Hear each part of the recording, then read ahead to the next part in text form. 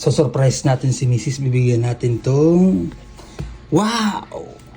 iPhone 14 Pro Max. So bibigyan natin to kay Mrs. Titingnan natin kung anong reaction niya sa bagong iPhone 14 niya. Hal, I have a surprise for you. Ay, sa akin to?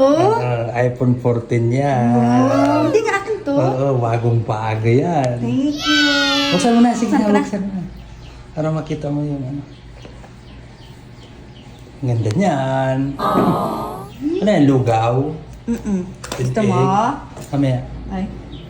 Wow, iPhone 14. Sana Sana all. all. May May iPhone iPhone 14 na yung buntis. Agoy.